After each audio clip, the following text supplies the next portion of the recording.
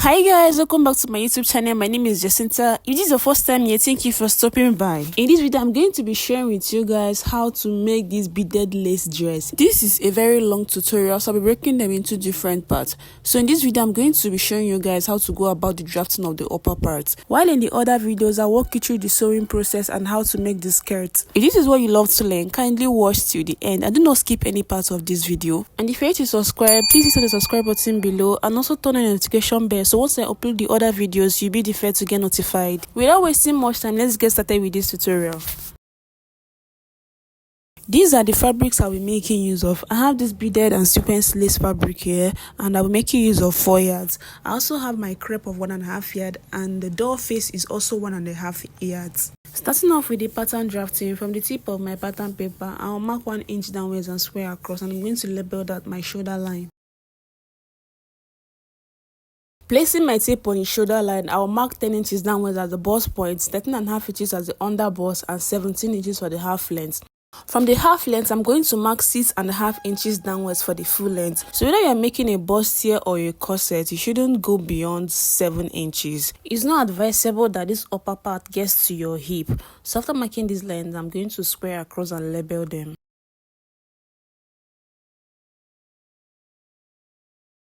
On the shoulder line, I'll mark half of my shoulder measurement, which is 8 inches. And on that 8 inches point, I will mark 1.5 inches downwards for my shoulder slope.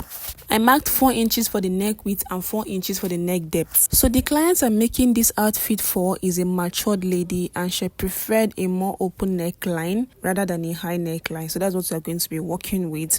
So just go ahead and input your preferred neckline. I connected the shoulder slope and the neckline also. From the 1.5 inches I came down by for the shoulder slope, I'm going to mark 7.5 inches downwards from the armhole level and connect with a straight line.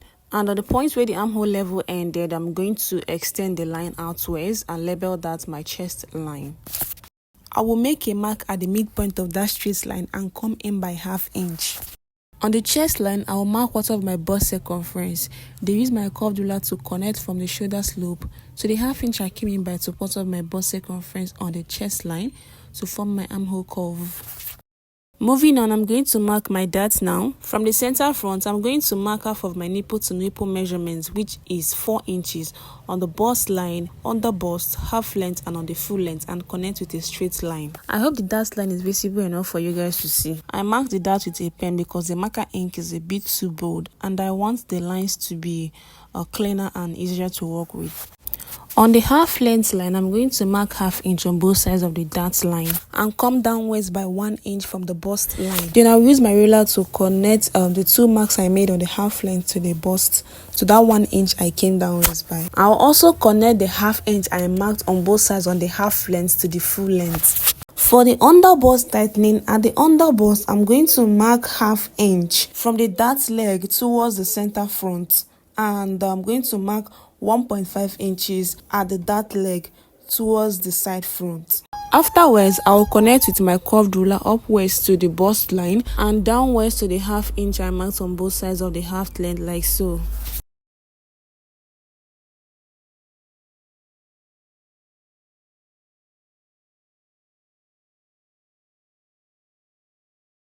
After tightening the under bust, I'm also going to tighten the over bust. To do that, I will measure the distance between my bust to my under bust. So it's 3.5 inches. I'm going to mark that 3.5 inches upwards from the bust line. So my nipple to nipple measurement is actually 3.5 inches, not 4 inches. So basically, you're going to mark your nipple to nipple measurement upwards from your bust line. Please take note that it's not more that is going to be your nipple to nipple measurement, okay? It depends on where your style line is. I'm going to square across the 3.5 inches and mark the midpoint of my shoulder slant. I'm going to connect the midpoint of my shoulder slant to my bust point, okay? That is the nipple to nipple measurement I marked on the bust line. I'm going to connect it to the midpoint of my shoulder slant like this. On the over bust line, I'm going to mark 1/2 inch on both sides of this line that I connected to the shoulder slant. So I'll mark 1/2 inch on both sides of that line and use my curved ruler to connect that 1/2 inch on both sides to my bust point. I'll just use my marker to make this more visible. I'm going to measure the dart intake I have on the chest line and replace it at the armhole side. For the style line, I'm going to be doing a not so deep sweetheart neckline. On the over bust line, I am going to use my curved ruler to connect from this ½ inch that is towards the center front to the bust line at the center front, and from this ½ inch on the side front, I'll also connect towards my armhole like this. Okay, now I'm going to impute quarter of my round body measurements. I'm not marking anything on the bust line because it has the same measurements with the chest line. So on the under bust, I'm going to mark quarter of my under bust circumference, and I'm going to replace that intake I have there. And on the half length, I'll mark quarter of my waist circumference, replace the dart intake I also have there. I'm going to be adding my allowances on my fabric, my sewing allowance. I'm adding it on the fabric while cutting. On the full length, to get the accurate measurement that I'm going to be imputing on this full length, because this full length did not get to my hip. Okay, so to get the accurate measurement of marking on this full length, from my waist, that is the half length, I will mark 9 inches downwards, which is where my hip line is. I will mark 9 inches, and on that 9 inches, I'm going to impute quarter of my hip circumference. Though I didn't rule the line, the hip line, I just made a mark there because I didn't want to waste my paper. So I'm going to mark quarter of my hip circumference on that hip line. Then from that quarter of my hip circumference, I'm going to connect it to my half length. You can see that the ruler is going to connect both the full length. So wherever the ruler is at the full length, that is where I'm going to make my mark. Hope you guys understand what I'm saying. After making these marks, I'll connect with my ruler and cut it out. I actually forgot to mark my side bust dart, but I later did that still.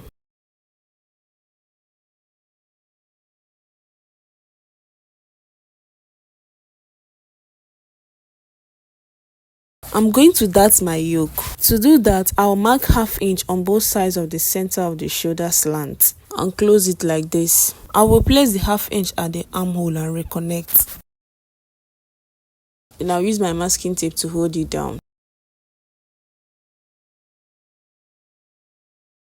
Now, as you can see at the bottom part of this yoke, that one side is longer than the other side by ½ inch. So I'm going to place another pattern paper underneath and replace that ½ inch. Then I'll go ahead and cut out the yoke.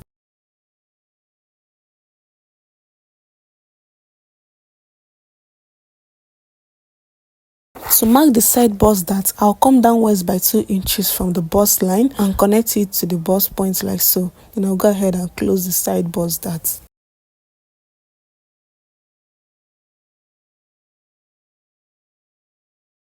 For the back pattern, I'm going ahead to rule the shoulder line. I'm going to come in by 1 inch for zip allowance from the center back and connect with a straight line. On the shoulder line, I'll mark off of my shoulder measurement, which is 8 inches. I will mark 4 inches inwards for the neck width, and downwards I'll mark 1.5 inches for the neck depth and connect with my curved ruler. I'll also mark 1.5 inches downwards for the shoulder slope and connect it to the neck width.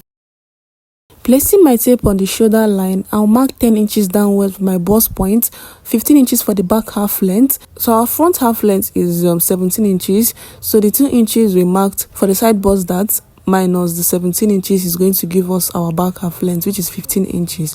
And from that 15 inches, I'll mark 6.5 inches downwards as the full length. I'll square across these lines and label them. From the shoulder slope, I will mark 7.5 inches downwards from my armhole level and connect with a straight line. On the point where the armhole level ended, I will extend the line and label that my chest line.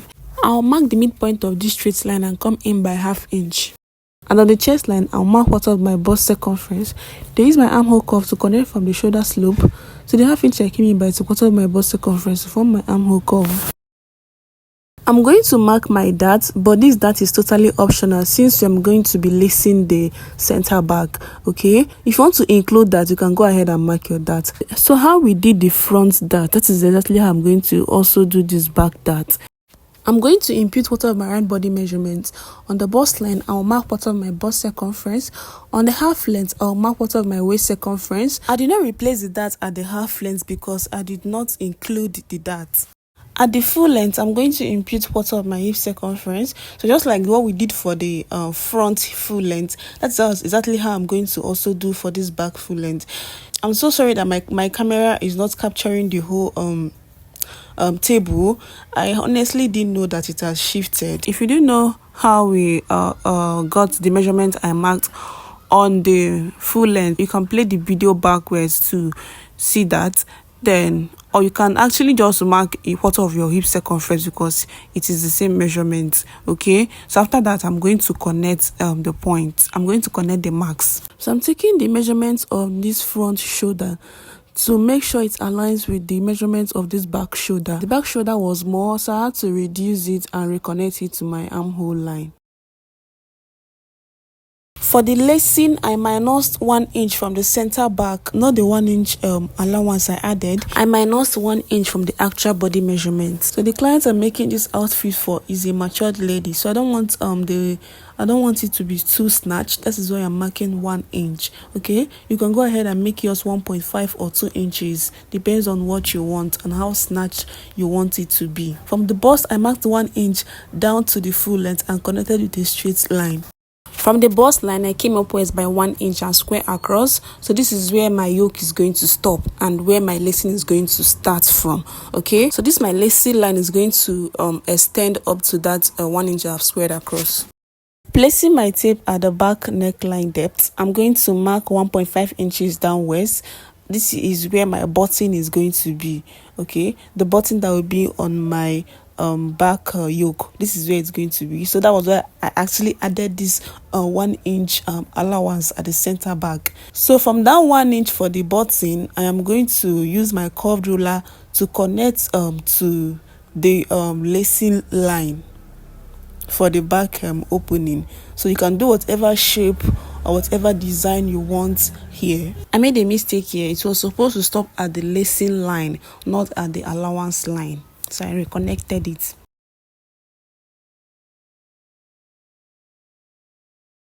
After connecting, I'll go ahead and cut it out.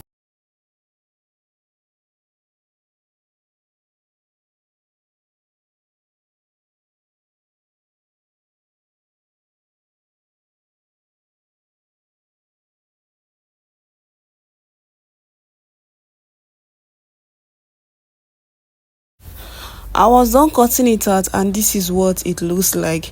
So at the center back of the yoke, I'm going to come upwards by ½ inch and reconnect it to the side part of the yoke to avoid bulging of the net. What I'm going to do next is to cut these pattern pieces on my crepe fabric. I'll be using the crepe also as the lining, so I'll be cutting it on fold on my crepe fabric twice. I've folded my crepe fabric into two and I've placed my pattern pieces on it. So I'm going to be cutting each of these pattern pieces twice. I'll be stopping here for this part of this tutorial. In my next video, I'm going to be showing you guys how to join these pieces together, how to do the bust caging and the yoke. So if you don't want to miss that, make sure that you've subscribed and you've turned on your notification bell, so once I drop that video, you'll be notified. And please guys, do not be stingy with your likes and your comments and also hitting on the subscribe button. It goes a long way to encourage me to drop more of tutorials. So thanks for watching and see you guys in the next part of making of this dress. Bring me into golden sunlight. If I'm going with you, I know we'll get to the other side. Sinking in, I know this feels right. Catching a breeze, love.